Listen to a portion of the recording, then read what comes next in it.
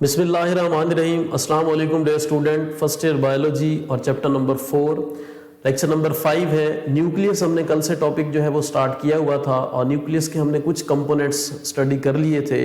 दो कंपोनेंट्स हम आज स्टडी करते हैं, एक है न्यूक्लियोलस और दूसरे को हम नाम देते हैं क्रोमोसोम। तो सबसे पहले न्यूक्लियोलस। न्यूक्लियोलस क्या है? Dark spot present inside the nucleoplasm which is not separated by a membrane from nucleoplasm is called nucleolus. Darkly stained यानी एक धब्बा निशान प्रेजेंट है within the nucleus and is without any membranous boundary. इसकी कोई membrane present नहीं होती, जिसकी वजह से ये न्यूक्लियर मटेरियल जो बाकी जो rest of the nuclear material जो बाकी न्यूक्लियर मटेरियल बचता है उससे ये सेपरेट नहीं होता। नेक्स्ट हम बताते हैं जी नंबर इन न्यूक्लियस। न्यूक्लियस के अंदर इसकी कितनी तादाद होती है? एक न्यूक्लियस में एक या एक से ज्यादा न्यूक्लियोलस जो है वो प्रेजेंट हो सकते हैं। फिर हम इसका बताते हैं स्ट्रक्चर, और स्ट्रक्चर के अंदर हम कहते हैं कि it is composed of 2 regions. Nucleolus जो है ये 2 रीजन से मिलकर बना होता है। जो आउटर रीजन है वो peripheral granular area, granular area क्योंकि इसके अंदर बहुत सारे छोटे छोटे टिनी स्ट्रक्चर्स प्रेजेंट होते हैं जिनको हम नाम देते हैं प्रीकर्सर, कहते हैं इनिशिएटर ऑफ राइबोसोमल सब यूनिट्स। राइबोसोम के जो यूनिट्स लार्जर सब यूनिट्स और स्मॉलर सब यूनिट्स को प्रोड्यूस करने के लिए यहाँ पे स्ट्रक्चर्स प्रेजेंट होते हैं जो कि राइबोसोम के लार्ज और स्मॉल सब यूनिट्स को प्रोड्यूस करते हैं।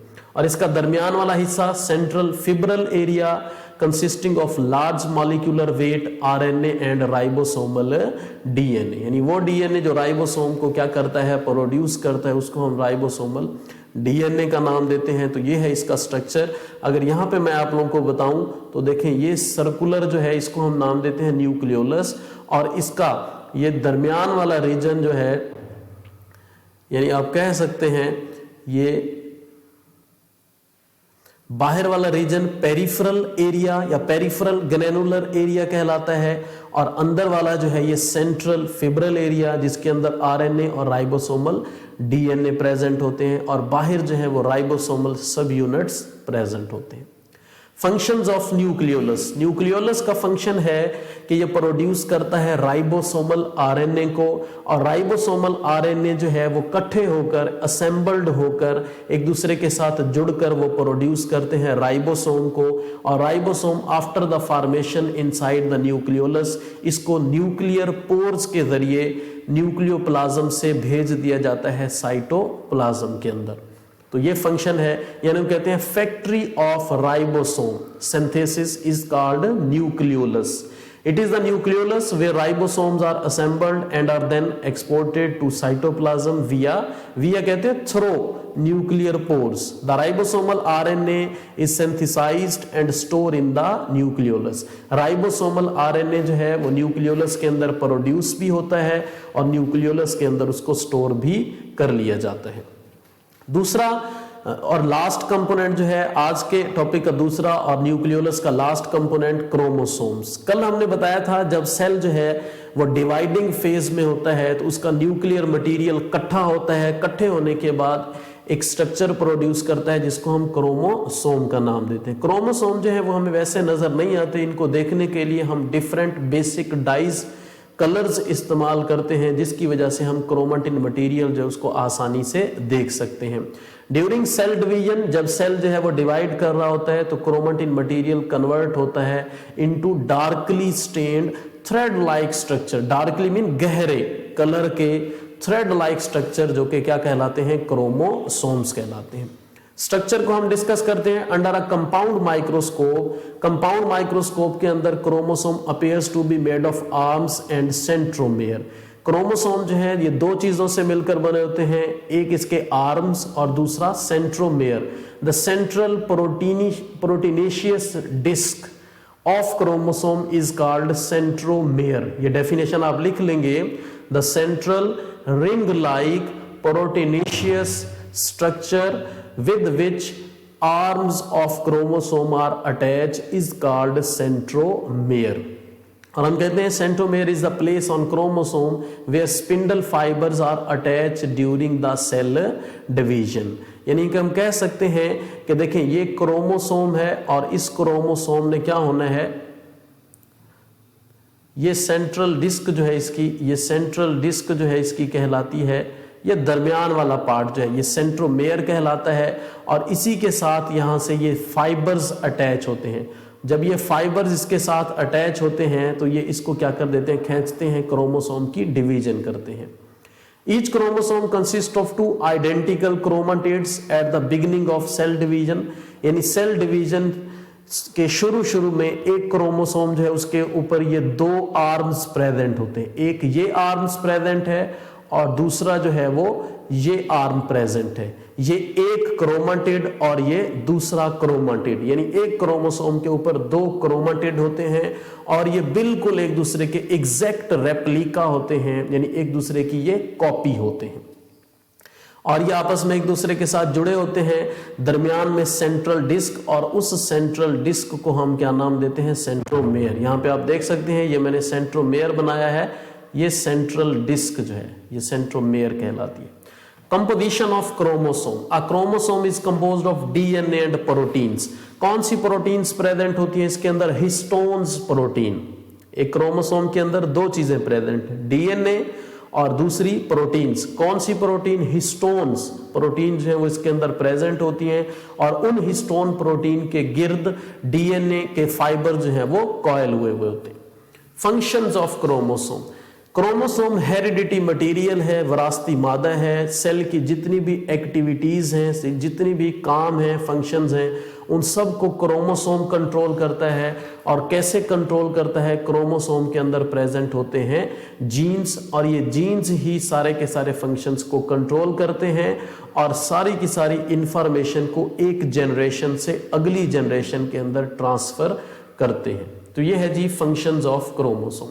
नेक्स्ट हम बताते हैं numbers of chromosome. Different species के अंदर नंबर ऑफ क्रोमोसोम जो है वो क्या होते हैं, डिफरेंट होते हैं। लेकिन एक ही स्पीशी के जितने भी ऑर्गेनिज्म या इंडिविजुअल्स होंगे उन सब के अंदर क्रोमोसोम की तादाद जो है वो कांस्टेंट होगी। यानी दुनिया में जितने भी इंसान हैं उन सब के सेल्स के अंदर 46 क्रोमोसोम होते हैं। अगर इंसान का कंपैरिजन किया जाए मंकीज के साथ तो मंकी यानी चिंपैंजी जो है उसके अंदर क्रोमोसोम 48 होते हैं। तो देखिए ये डिफरेंट स्पीशीज हैं। फ्रॉग के अंदर 26 क्रोमोसोम होते हैं और इसी तरह fruit fly Drosophila melanogaster scientific name है और इसको अलग-अलग आप अंडरलाइन करेंगे, उसके अंदर 8 क्रोमोसोम या 4 पेयर्स ऑफ क्रोमोसोम होते हैं। अनियन प्याज के अंदर 16 क्रोमोसोम होते हैं। गार्डन पी मटर के अंदर 14 क्रोमोसोम होते हैं। पोटैटो आलू के अंदर 48 क्रोमोसोम्स होते हैं। आलू और चिंपैंजी के अंदर क्रोमोसोम की तादाद 1 है। अब ये जो तादाद हमने बताई है ये डिप्लॉइड सेल के अंदर या सोमैटिक सेल्स के अंदर। अच्छा यहां पे मैं आप लोगों को डेफिनेशंस बताता चलूं। एक सेल्स हैं जिनको हम सोमैटिक सेल्स कहते हैं, दूसरे जो है उनको जर्म लाइन सेल कहते हैं। हमारे अंदर यानी अगर मेल है तो उसके अंदर स्पर्म्स के अलावा यानी स्पर्म सेल के अलावा हमारी बॉडी के जितने भी सेल्स हैं वो सारे के सारे सोमैटिक सेल्स या उनको हम डिप्लॉइड सेल्स का नाम देते हैं। और डिप्लॉइड सेल्स के अंदर क्रोमोसोम पेयर्स की शक्ल में प्रेजेंट होते हैं, यानी 46 क्रोमोसोम प्रेजेंट होते हैं, 23 पेयर्स।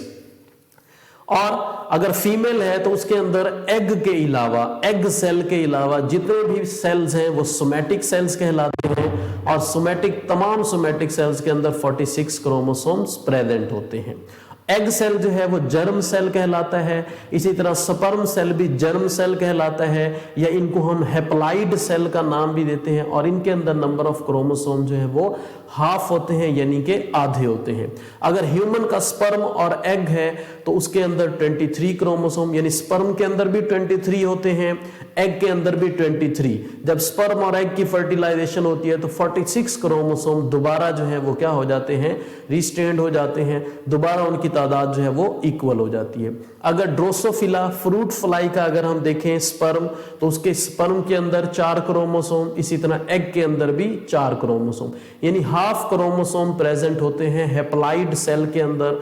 और हैप्लॉइड सेल को हम जाहिर करते हैं सिंगल एन से, जबकि डिप्लॉइड के अंदर हम लिखते हैं 2n। नेक्स्ट डायग्राम देखते हैं। ये डार्कली स्टेन्ड एरिया जो है, ये डार्कली स्टेन्ड एरिया, इसकी कोई मेम्ब्रेन प्रेजेंट नहीं है, इसको हम न्यूक्लियोलस का नाम देते हैं। ये क्रोमोसोम का स्ट्रक्चर है। क्रोमोसोम के अंदर ये इसका एक आर्म और ये वाला इसका दूसरा आर्म है। इन आर्म्स को हम नाम देते हैं क्रोमाटिड्स, और अगर ये एक ही सेंट्रोमेयर के साथ अटैच हैं तो ये सिस्टर क्रोमाटिड्स कहलाते हैं।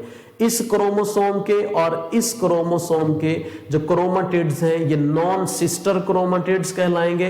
क्यों? क्योंकि ये डिफरेंट सेंट्रोमेयर के साथ अटैच होते हैं। और दूसरा हम बताते हैं, ये दरमियान वाला जो रिंग लाइक स्ट्रक्चर है ये सेंट्रोमेयर कहलाता है। सेंट्रोमेयर के गिर्द एक और प्रोटीन प्रेजेंट होती है और उस प्रोटीन को हम नाम देते हैं काइनेटोकोर का। तो ये था जी आज का हमारा टॉपिक। उम्मीद करता हूँ आप लोगों को इसकी समझ आई होगी। इंशाल्लाह नेक्स्ट लेक्चर में हम चैप्टर नंबर 4 का last topic difference between prokaryotes eukaryotes study करेंगे और अपने क्वेश्चन मेरे तक आप लोग पहुंचाएंगे इंशाल्लाह। नेक्स्ट लेक्चर तक अल्लाह हाफिज़।